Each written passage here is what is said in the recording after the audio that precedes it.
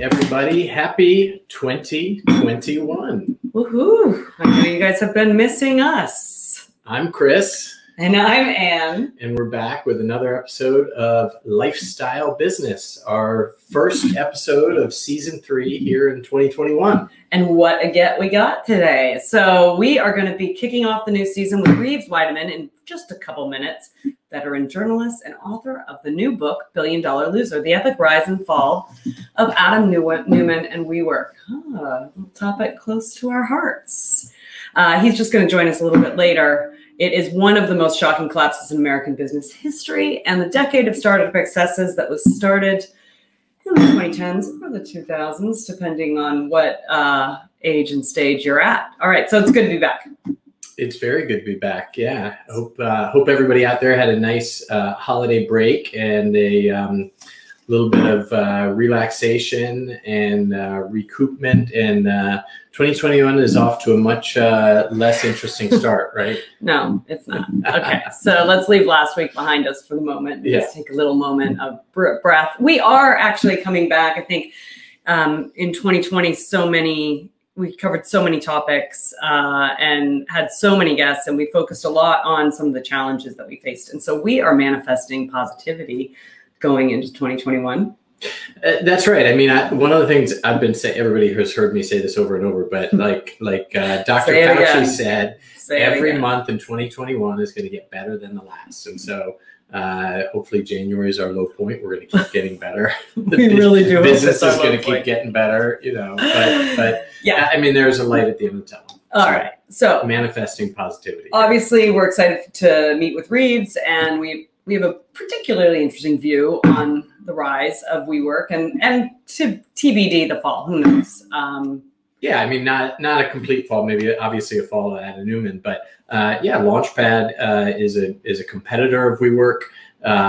We started Launchpad before WeWork. Launchpad's had a completely different sort of path than WeWork. And I haven't met Adam. I've met Miguel over the years, and just, you know, interesting to, you know, read the book. We obviously have sort of had some of those anecdotes that we've heard. Everyone has an Adam story. Everybody has an Adam story. One of our premier locations is Newark, New Jersey. When we were exploring opening in Newark. This is now 3-4 years ago. Before we opened, the developer had talked to WeWork, like a lot of people were talking to WeWork at the time, and the WeWork exec said, "Hell will freeze over before we ever open in Newark." Guess who's opening in Newark? Hell has officially frozen over. But nonetheless, that's how we got to go to Newark. Yeah. And it is one of the best locations. And it also is when we zig, when they zag. It seems to be our mantra for our lives. So nonetheless, that is what got us to Newark and really started us on our trajectory of building out the network and going to cities where, you know, underrepresented cities, but cities that have, you know, gangbuster opportunities. All right, so let's move on so we can bring Reeves on. But just one quick topic of our future of work ongoing discussion. Did you see that hashtag future of work is the new hashtag AI and the new hashtag machine learning for CES this year? All right. Well, it's happening. It is happening. We're all experiencing the future of work right now behind whatever screen you're behind, because I'm sure it's here, not in an office. And you know, your topic of expertise has made it when it becomes a trending hashtag at the Gadget Extravaganza event of the year. Right. So I can't wait for all the future of work gadgets that are going to come out. But seriously, the reality is, as we've talked about, the pandemic has actually had a positive effect on preparing us for change in how we work, whether that's where we source talent, how we build remote culture, how we consume office space. And I think that is, you know, obviously near and dear to our hearts, but really it is great that collectively we as society are embracing sort of the fundamental changes that are going to happen. And normally it happens with, you know, 1 or 2 companies who are leading the charge. We've heard about Google and Facebook not necessarily going back anytime soon, But what we're seeing is this collective change amongst some of the most traditional players. We're having conversations with the CEO of a major global retailer, and they're like, we have to have a totally different answer on how we're going to work, how we're going to source talent, where we get that talent, what we do. And that's, I mean, when retail starts to move, we know things are actually changing. So, but guess what? As usual, everyone wants to say it's going to go back to normal. So especially our friends in real estate. And Reeves, I'm going to be interested to hear your top thought on this, but we just read the New York Times article. I'm sure many of you have, because many of you sent it to us. And it quoted JLL as saying, you know, JLL, the real estate firm, I mean, marketing, what are they now? A consultancy?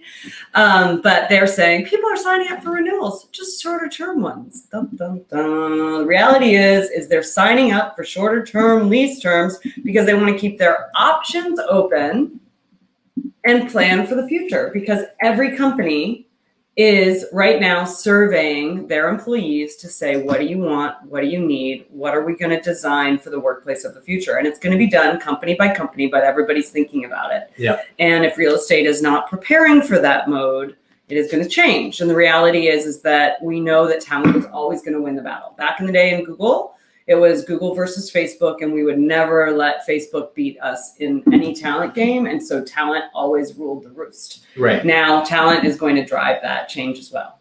Also the CEO. But nonetheless, there is going to be a focus on the future of work. There's going to be a focus on the future of real estate. There's going to be a focus on flexible space options. And I can't wait to see where the category goes. And I hope my fellow independent spaces survive the next year to be able to dominate in 2022. Well, whatever's going to happen, we're in a new world of the way we all work, which actually makes it really interesting, right? It's going to be an interesting environment to navigate, and certainly, obviously, we have a dog in the hunt. We'll see where it goes, but it makes it really interesting. All right. And now, he's a contributing editor at New York Magazine and has written,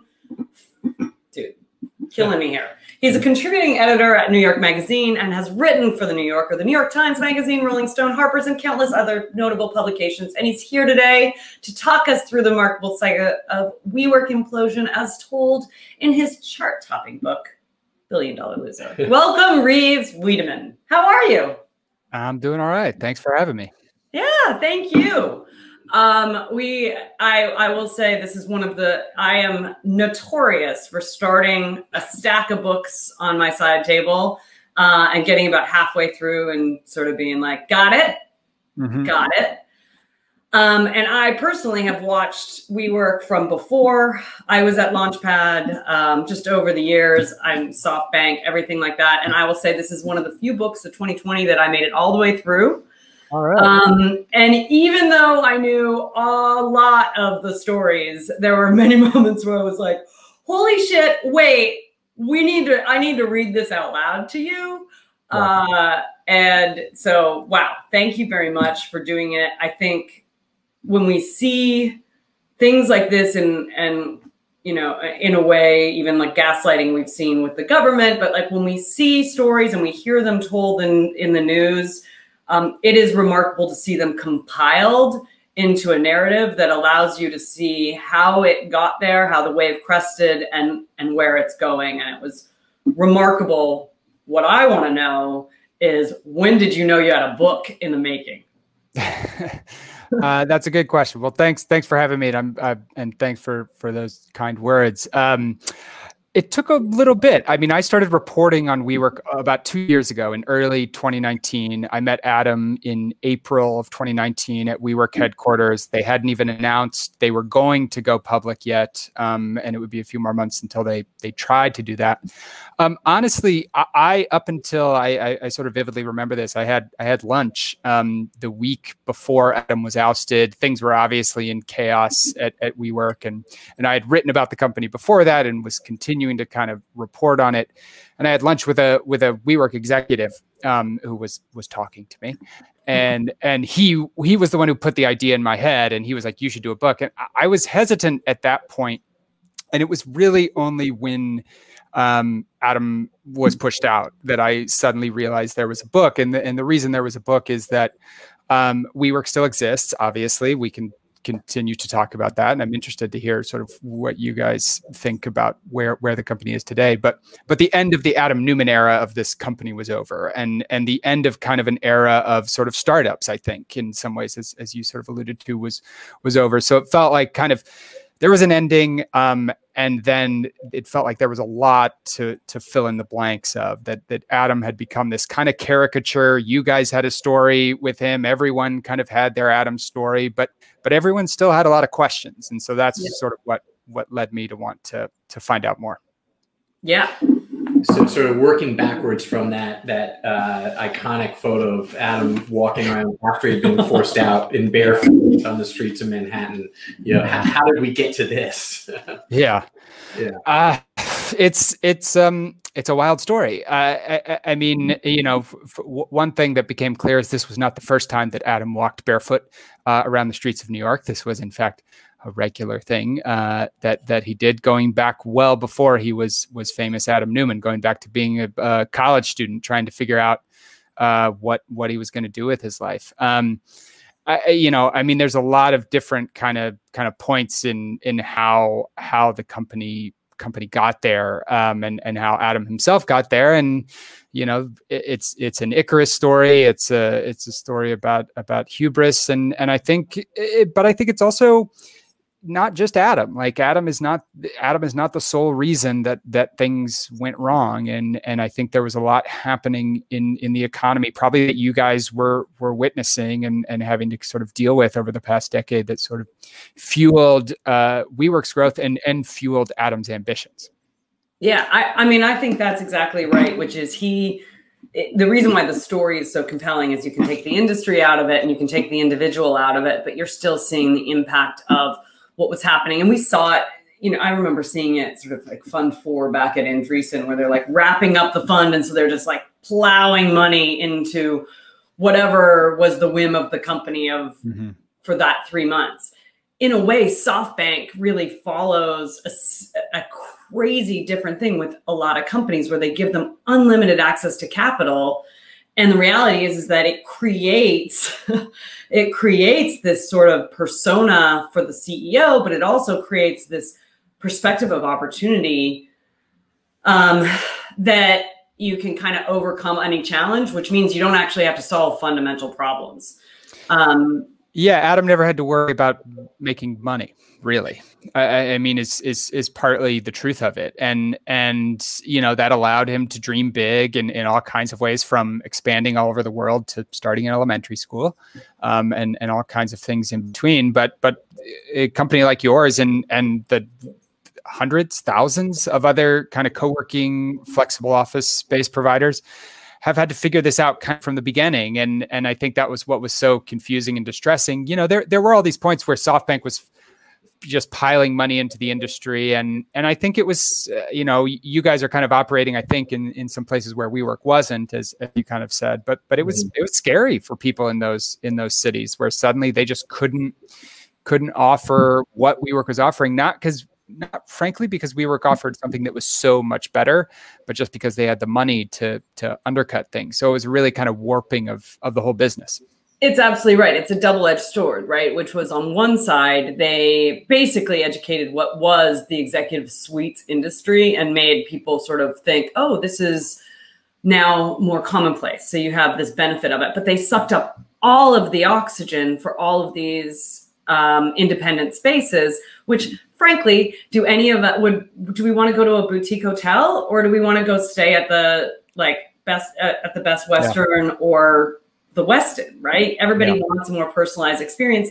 These guys, and where we talk to them all the time, you can't survive on the individual margin. And so if WeWork is taking the need, especially in New York, they're taking the need where they don't care if they make any money, it is actually devastating to the industry, which I think is an example of why some of SoftBank's strategy, it's like it kills the sort of ecosystem around it and doesn't actually survive. Mm-hmm. So we'll see how it goes. I mean, I still see that this is going to be an ongoing issue in this industry because basically they're there, they have the network, And people like big companies find that comfortable, right? Oh, I can just make a deal with WeWork, and now they're grown-ups running the shop. So it's a much more safe, it's like buying IBM, right? Yeah, so, well, Bank of America isn't probably going to open a big office at Launchpad, you know, like that they're going to go to WeWork, and that's kind of fine. Maybe that's a sort of service that WeWork was offering, but I think, you know, I assume you guys are in one of your offices right now. No, we're not. You're not. Oh, wow. Okay, there you go. Well, I'm looking behind you, and like it looks, you know, it could be a WeWork. We are. We're in co-working space. We're in a local co-working space. We actually moved up to Sonoma County, and cool. you know, we are happily customers of a co-working space here, because there's obviously not enough space in a small town where we live to have 2 locations. So what we've done is we're like, great. Our motto is more, we'll build the network, and that network can be launch pads, but they also could be independent co-working spaces where we can deliver content, curriculum, scholarships, and do all the stuff we love to do for impact, but try to be collaborative within the industry. So yeah, we work out of a co-working space here. And cool. I mean, that's great. And I think that's how it should be. Like, there is no real estate company that exists everywhere in the world. And that was kind of what Adam was trying to do. And I think in some ways that is what led WeWork off the rails. And I think it's great to kind of recognize that there can be different operators, and that they can work. There probably are ways that they can find to work together. Well, we're seeing that, and especially when you take a market focus on it. But I think that's you know, one of our Adam stories is in one of our markets, we spent a lot of time with mayors and folks in those departments, and you know, they're like, well, WeWork came in, took a look at the thing, and said, how much office space do you have? I'll take it all. Right? Like the idea that like they would WeWork everything. And you write about that in the book. And I think so many people misunderstood that, like, world domination, there wasn't enough to achieve the growth trajectory. There was almost not enough real estate to be consumed. Yeah. I mean, literally to meet SoftBank's goals, their team sat down on the West Coast of the US and said, there's just not enough. Even if you factor in all the buildings being built in San Francisco and Seattle and wherever else, there just literally wasn't enough space to meet the projections that Masa-san wanted. I think that for me was one of the most stark indicators from the book that was super fascinating. And then the other side of it was how throughout the last 5 years, we've been talking about networks, right? And the power of a network, and how do you connect people, and how do you monetize and think about the products and services you make available to that, whether that's to investors or customers or whatever the case is. Yeah. And they bought Meetup. They did all of these super strategic acquisitions that from the outside, you're like, fuck, they just did that on our behalf, right? Like, great. Well, how are we ever going to do any of these great network effect values? WeWork's already done it. And now you read the book and you're like, but they like got to the first stage, which was like the easiest. I'll just write a check and buy the company. They never did anything with the potential. And I think, like, when I look at tech companies who have raised so much money, it's always on this great potential. And when you see tech companies that die, it's so frustrating, because you're like, you sat on a mountain of potential and you did nothing with it. And I think that to me is the real tragedy, which is, imagine what we all could do if you had capital and you had that sort of buying power, and have somebody kind of come in, and that's what makes him sort of maligned as a character, because it's just, he's a caricature, but he also didn't actually do anything with the privilege that was afforded to him. Yeah, I think that's right. I mean, you know, I'll pause for a second and say he did open spaces in 500 spaces around the world, and grew a company physically faster than any company in history. As Adam put it, he wasn't sure about the Roman Empire, but everything since then, he was pretty confident that he had taken over more territory than anyone else. And you can argue whether or not that's a good thing. I would argue it was not a good thing, but it was an impressive thing. And I think to sort of get to your point, though, once they started expanding into all these different things, there wasn't a lot of focus to the business. And the idea of buying Meetup, that's kind of interesting. But it's not 100% clear how it's going to work, but it could work if you sort of smartly sort of weave it into the business. And I think that's one example among many others of just something that they didn't do. And I think in part because there was, okay, we're going to buy Meetup, we're going to buy Flatiron School, we're going to get a wave pool company, we're in apartments, we're in all these kind of different things, and not enough focus on what they were actually good at. Yeah. Including, one of the recurring things that came up was that the technology element, right? That connecting. We talk about it with Launchpad, and there's sort of like this, okay, unlocking the value of all of the activity, the people, the collaboration, the connections, the network of the people within the co-working space, right? It's the real estate is one component of it, and obviously the major revenue driver for both us and for WeWork, but we all sort of have this vision of the magic of if you could connect, everybody working in co-working spaces, and they never really, were able to achieve that from a technology standpoint, and that was therein was part of the challenge in going public, right? It's the question of, are you a real estate company or a tech company, and therefore what valuation and how much can we forgive sort of the loss, the massive losses, are you going to be able to make up for that at some point? Right. Right. Yeah. And they never figured that out. I mean, as one of their engineers put it to me, is we were always looking for the Holy Grail, and we never found it. We never found that sort of tech component of the business that was going to work. They tried to build their own kind of LinkedIn, but LinkedIn exists, and whenever you think of it, it does a pretty good job of what it is. And there is value potentially to, if I'm in Kansas City, Missouri, as I am now, and I want to hire a cool design firm in New York or San Francisco or New Orleans or Austin to be able to connect.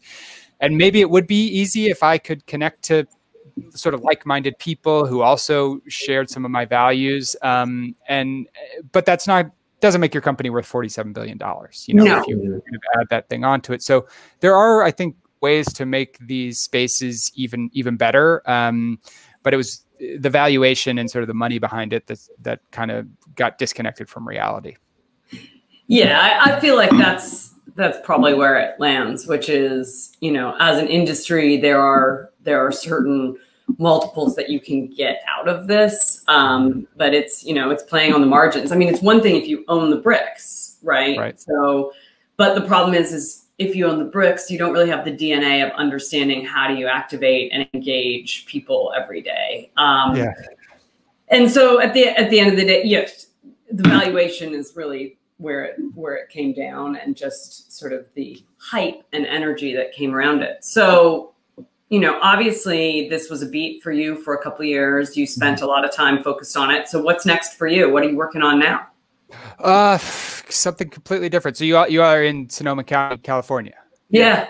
So I'm doing a piece about air purifiers right now. Partly kind of the air purifier industry, which has seen a boom, partly because of COVID and in big part because of the wildfires in California. I don't know if you guys have an air purifier of your own, but there's a lot of different competitors in the field.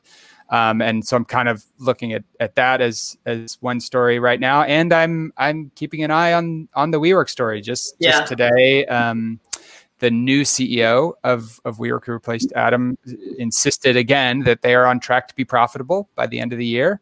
I just got an email from someone who's kind of working on a deal with Adam. So he is not himself sort of sitting quietly and just going away. I think he's going to be back. So I'm still sort of in the kind of startup business world and keeping an eye on kind of a few different things. Yeah. So 2 comments on that. One, on the going to be profitable this year. Sure. I really hope so, because maybe that means we will be as well. But I can tell you, January of 2021 is not suggesting that we got shelter in place all over this. Yeah. People are, this is survival mode in real estate as as it is. So that's a very lofty projection. I mean, again, I hope we all come back as fast as that. But I think I think we're hunkered, and I think they're going to be hunkered as well. And I'm skeptical. I mean, they've sort of repeatedly said this. I mean, the reason they are getting closer to profitable is not because they are making so much more money than they were. It's because they have cut so much of their costs. And so will that get them closer? Maybe. And you know, they also benefited from, unlike a lot of smaller spaces, I imagine for you guys, where you probably have a lot of people on shorter term leases, they had moved to kind of longer term leases and we're not letting people get out of those. So I'm a little skeptical, but it's certainly going to be interesting to watch this year.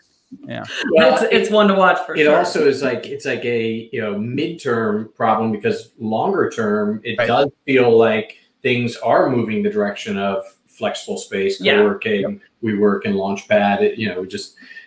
We've all got to get to that point. Hang on. But I am curious, based on your experience with WeWork and your dive, do you have predictions around sort of the future of work, whether it's in co-working and real estate, or just the way we will all work, where tech companies are going to hire? What is this experience we're all going through together with COVID going to have in terms of lasting impacts on the way we work? Mm-hmm. Yeah, I mean, I have some thoughts. I think flexible space is it was already becoming a bigger deal, and it's only, I think, going to become more so. I think that I hadn't seen that New York Times story you referred to, but JLL saying people are taking shorter term leases, like, yeah, duh. And I think the big real estate players are going to have to come to grips with that and what that does to their business. I'm a little skeptical of sort of the idea that offices are just going to disperse. And if I'm a big company, I'm suddenly going to have an office in Manhattan and Brooklyn and Queens and out in Newark. I think we're probably going to see a lot more remote work, obviously, but I do think that companies, big or small, are going to want to have a space that is the space where their employees can come together. And whether that's a big company who might need more than one, or a smaller company that needs a space like yours, and maybe they don't need the space that they once did. Maybe it's not everyone coming in every day, but I do think there's going to be kind of central hubs for people once we're able to come back to it. I think that's exactly where it is. I think the real question is there's going to be a rationalization around whether or not let's say I'm employing 10,000 people and I have them all in a bunch of floors in Manhattan.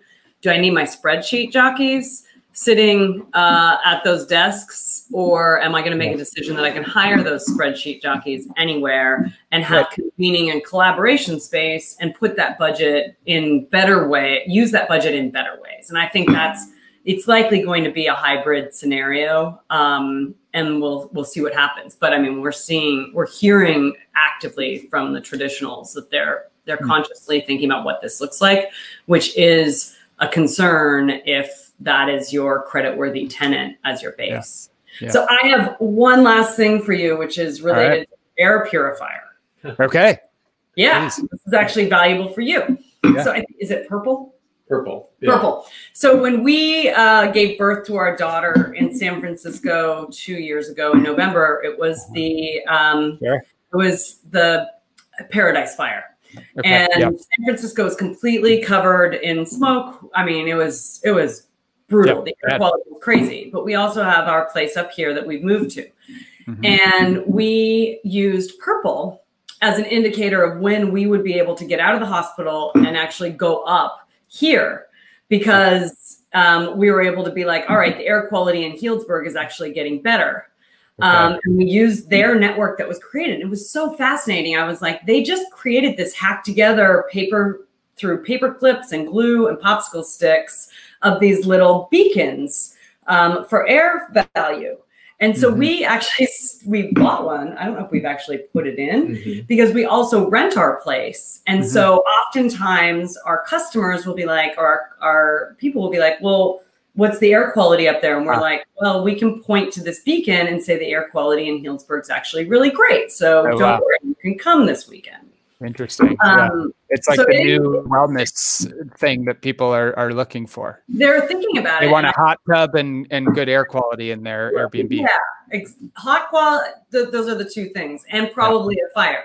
Because this year we also did experience. We were part of the Walbridge fire, and it actually burned to within about 200 yards of our home. We came very close to losing everything. Wow. And so we had to leave again. For 2 months, we evacuated. We only were able to come back to our house at the end of October. And even then, you know, we suffered from all the things. And so we basically had like ongoing air purifiers in the house. And thank God for that, because otherwise, you know, there's just not any other way to get it out. And so it's funny because we now live with it in Sonoma County. We live with masks before COVID. We live with air purifiers because we're always under smoke. And this is the new normal. It's now been 4 years of fires. Yeah. I think Paradise, which is 5 hours away, had that much impact on the city and on our county. It's been really interesting. But yeah, air purifiers, that purple thing, I couldn't believe how cool that was and how it just was like this organic, almost crowdsourced technology. And I'm sure they're doing amazing now. But anyway, that's our story. Cool. Yeah, I'm gonna have to look it up. And do you guys have some air purifiers that do you know which did you choose among the hundreds that are out there? Budget buyers on Amazon. Yeah. So good. Yeah. What were they? They're cool too. We got black ones and white ones. Yeah, well, and they're super cute and small, and they were $100. Cool. That's cool. Yeah, great. And we literally have them up in the cupboard, and we bring them down when it comes to fire season. When it hits fire season, they're basically running all fall. Yeah, right. But I mean, this is what's so interesting about it is like the speed at which this adoption is, and just like when we first started this process, I can remember we couldn't get air purifiers. They were like sold out online during, you know, the last set of fires. So we now have them. So we're ready for wildfires. Yeah, we're all prepared for whatever the next thing we have to deal with is. But don't worry, climate change is not real. It's not real at all. Yeah. All right, Reeves. Thanks so much for joining us today. Thank you. Oh, great. If you had a chance to read Reeves' book, $1 Billion Loser on the Rise and Fall of WeWork, and a very interesting study on It's a can't put down. Adam Neumann. I've got the coffee stains to prove it. Anna and I both enjoyed this. And Reeves, we'll let you go. But thanks very much for joining us. Thank you so much. We appreciate it. Thanks for having me, guys. All right. Next up, member magic. Woo woo. Newark. All right. We're coming for you. That was amazing. Hey, Scott. Nice to see you. No plans to return to the office. Well, thank God you're still going to the office. I need to chat with you. Anyway, Audience Town. Ed Carey was featured in NJ Tech Weekly, where he shared his tech predictions of 2021. Audience Town is a smart advertising platform for real estate companies. Ed's biggest prediction: with the lack of in-personal relationship building, we're all going to have to become digital advertisers to succeed in these new markets. All right. Interesting. Check it out. Yeah, good prediction there. Man, coming out of Newark. Newark is hot right now. Credibility Capital. Credibility Capital is listed as one of the 7 best short-term business loans by 2021 by Investopedia. Let me do that again.